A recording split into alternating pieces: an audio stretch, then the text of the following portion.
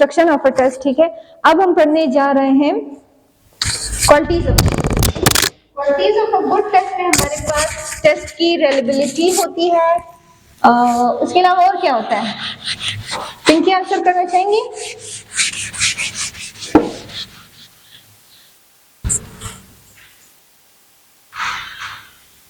Hello, I think mike off है। Miss, good test की क्या क्या क्वालिटीज होनी चाहिए?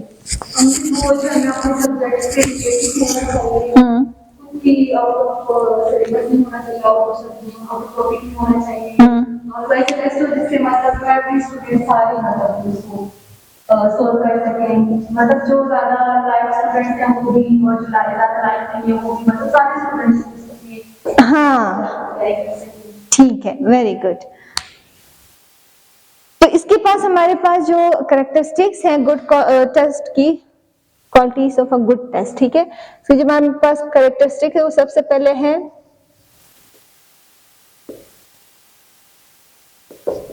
रिलायबिलिटी, वैलिडिटी, ऑब्जेक्टिविटी,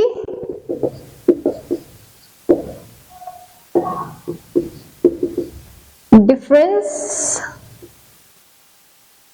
ठीक है। तो ये कंपोनेंट्स होते हैं हमारे पास और गुड टेस्ट के, ठीक है। हमने इनको जस्ट फॉर डेफिनेशन पढ़ा था, तो डेफिनेशन में हमारे पास रिलायबिलिटी क्या हो सकती है? मिस, आप क्या कहना चाहेंगे? हाँ, क्या कहना चाहेंगे? रिलायबिलिटी हुई कि उसमें रियलिटी होनी चाहिए, वो रियलिटी होना चाहिए। ओके, और वैलिडिटी?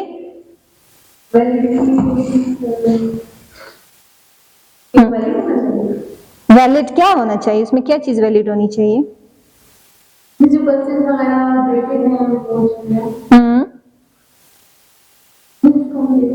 वो नहीं समझ आया बिल्कुल भी। ऑब्जेक्टिविटी क्या कहती है?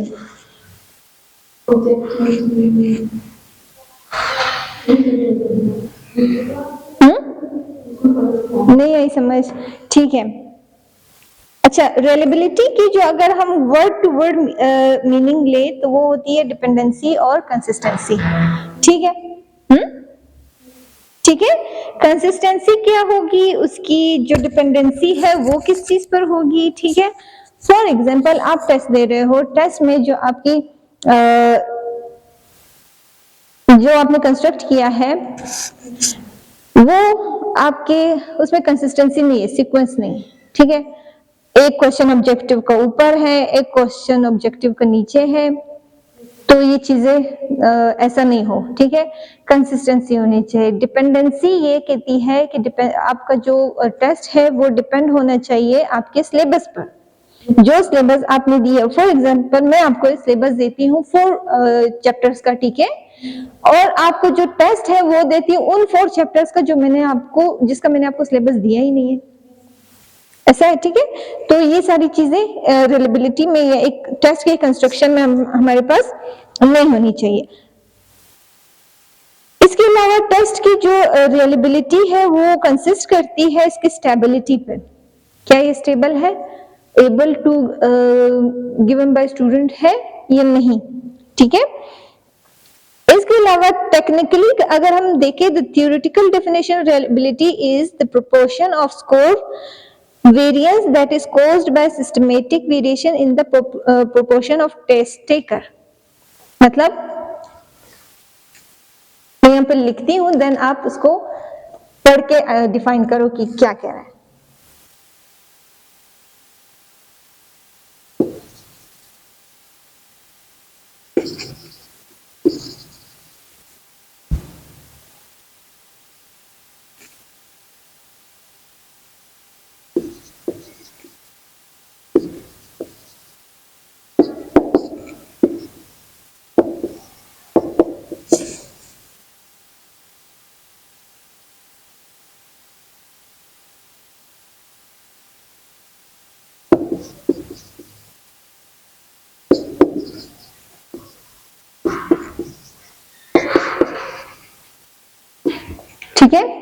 हमारा जो टेस्ट का जो हमने प्रिपेयर किया है वो प्रोपोर्शन होता है systematic variation in proportion of test taker. क्या मतलब हो सकता है?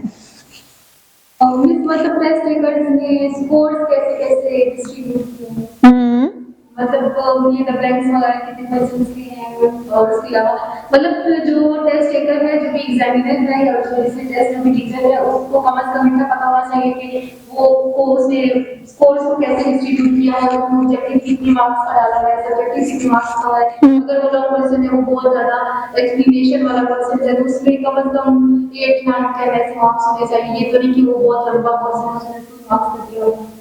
ठीक है, हाँ ये चीज है। इसके अलावा आपने ये भी चेक करना होता है एज अ एनालाइजर के जो स्टूडेंट है, ठीक है, उसने अब स्कूल की एग्जांपल लेंगे, ठीक है, क्योंकि हमारा जो जितना भी कोर्स है वो स्कूल पे डिपेंड करता है, ठीक है।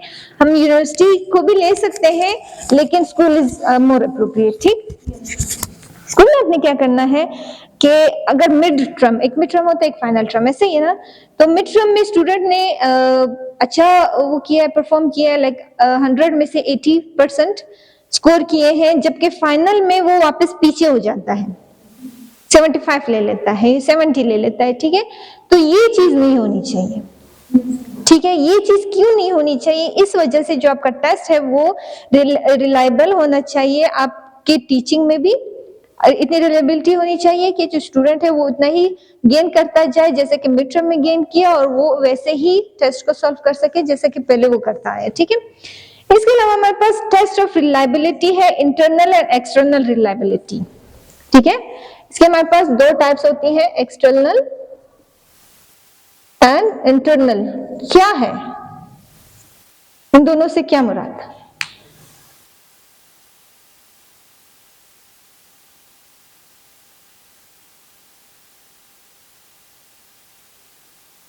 एक्सटर्नल इंटरनल क्या है? इंटरनल अंदर का होता है, एक्सटर्नल बिल्कुल ऐसा ही होता है। ये इस चीज को मेजर करता है कि जो स्टूडेंट ने कंसिस्टेंसी में टेस्ट दिया है, ठीक है, तो क्या वो टेस्ट इतना रिलायबल था कि वो उसने क्लास के दौरान ही सीख लिया या नहीं, टेस्ट उसके लिए इतना मुश्किल था कि उसको एक एक्स्ट्रा क्लासेस लेनी पड़ी। मैम फिर ये वही होगा कि क्या कि मतलब जैसे स्कूल में उसने गेन कर लिया या फिर उसने अदर सोर्सेज यूज किया जैसे एकेडमिक्स वगैरह। और एक्सटर्नल ये होता है कि ये टेस्ट आपका पिछले टेस्ट से डिफरेंट होना चाहिए, ठीक है। अब मिड में आपने ऑब्जेक्टिव दिया, फाइनल में आप ऑब्जेक्टिव बिल्कुल नहीं, ओवरऑल इतना सब्जेक्टिव देंगी, इस तरह की डिस्ट्रीब्यूशन उसकी करेंगी मार्क्स की कि वो 3 घंटे में तो हल हो जाए, प्लस जो स्टूडेंट की जो आउटकम्स है वो भी उसमें इजीली हम मेजर कर सके, सही है। देन आता है हमारे पास वैलिडिटी। टेस्ट आपका होना चाहिए वैलिड, किस सूरत में?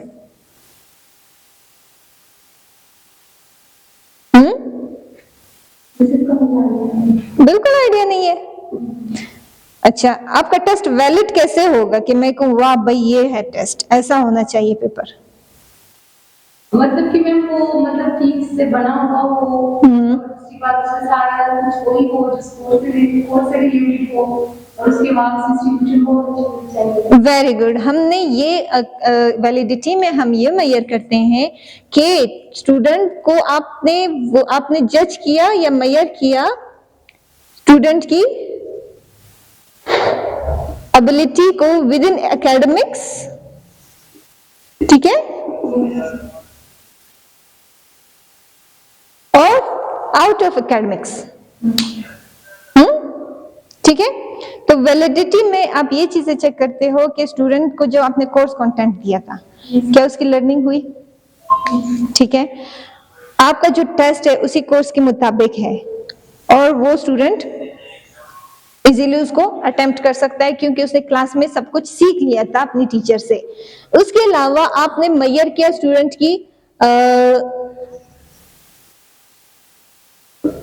Critical thinking. एकेडमिक्स में क्रिटिकल थिंकिंग भी तो होती है ना। अब बुक में एक क्वेश्चन दिया गया है, that is depend on the match the column, ठीक है, डिपेंड करता है मैच द कॉलम पे, सही है। लेकिन जो आप पेपर दे रहे हो उसमें मैच द कॉलम नहीं दे रहे, क्या दोगे? उसमें आप दे रहे हो वर्ड बैंक और आप कह रहे हो कि भाई इसको लिखो, उसको वहां से देखकर लिखो, ठीक है। फॉर एग्जाम्पल आप प्राइमरी सेक्शन ले लो, ठीक है। प्राइमरी सेक्शन में क्या होता है, लाइक मैस्कुलाइन एंड फेमिनाइन होता है। बुक में जो इसका क्वेश्चन होता है, ठीक, उसमें मैस्कुलाइन फेमिनाइन होता है मैचिंग में, सही है। लेकिन आप जब पेपर दे रहे हो उसमें मैस्कुलाइन फेमिनाइन आपने ऊपर वर्ड बैंक दिया है, उसमें लिखे हैं और यहाँ पर मैस्कुलाइन लिख लिए, आपने इधर जगह छोड़ी कि भाई यहाँ से देखो और यहाँ पर लिखो, ठीक है।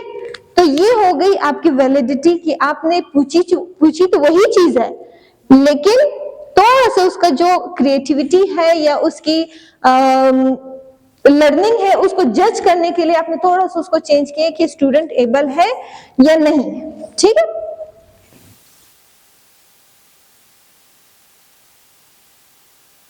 नेचर ऑफ वैलिडिटी क्या होनी चाहिए कि specific to some particular use of interpretation, unitary concept, overall evaluate judgement, ठीक है। ये आपके टेस्ट इतना वैलिड होना चाहिए कि ओवरऑल आपकी जो जजमेंट है उसको आपकी जो टीचिंग है या बच्चे की जितनी भी लर्निंग है उसको जज करता रहे, ठीक है।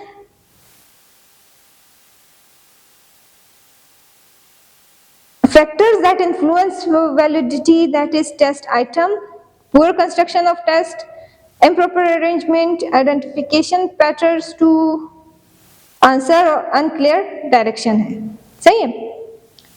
मीन्स वैलिडिटी को कुछ फैक्टर्स इन्फ्लुएंस करती हैं, आपकी वैलिडिटी इस चीज पे बेस होनी चाहिए, जितना भी कंस्ट्रक्ट किया आपने टेस्ट को वो क्लियर होना चाहिए, ओवरऑल क्लियर होना चाहिए कि मतलब एवरेज बच्चा भी देखे तो क्लियर है, अबव एवरेज देखे वो तो बस आंखें बंद करके कर ले, ठीक है। बिलो एवरेज बच्चा है वो भी देखे तो बोले कि बस इजी है, कर सकता है, ठीक है। देन आता है हमारे पास ऑब्जेक्टिविटी रेफर्स टू द